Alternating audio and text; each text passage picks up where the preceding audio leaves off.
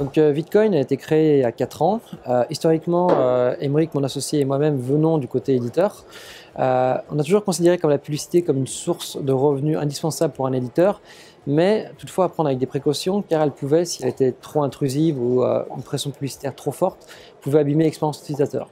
Lors de la cession de la société il y a 4 ans, justement, on est parti sur la création de Vidcoin avec la promesse de pouvoir proposer une solution techno adaptée aux éditeurs qui permet, via la publicité vidéo, d'augmenter significativement les revenus tout en ayant un fort respect de l'expérience utilisateur.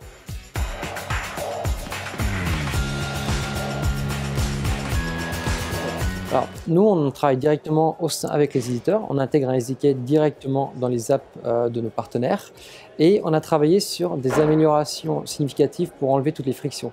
L'une des premières frictions qu'on a proposées, c'était en termes de format. On a fait des formats non intrusifs, notamment tout ce qui était Value Exchange ou Rewarded, mais on a également proposé d'autres briques technologiques comme une brique technologique qui permet d'enlever la latency, c'est-à-dire qui permet un temps de chargement instantané de la vidéo sur mobile. C'est l'une des principales frustrations des utilisateurs, c'est pourquoi beaucoup d'adblockers ont été installés.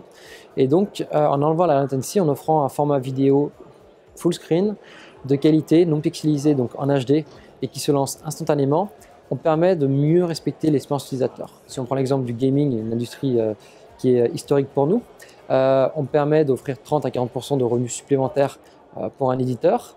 Concernant si on intègre une technologie zéro latency au sein des formats classiques, par exemple le pré-roll dans l'in-stream, on permet de garder des utilisateurs qu'on aurait perdus à cause de la latence et on peut avoir des gains entre 10 et 15% de revenus supplémentaires.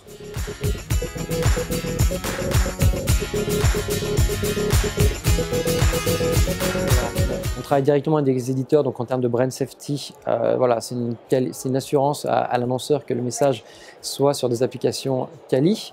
On a vu quelques scandales ces dernières années, ces derniers mois et dernières semaines. Concernant aussi sur le messaging, je pense qu'un annonceur ne veut pas perturber l'expérience utilisateur, c'est-à-dire son message sera pris de manière négative.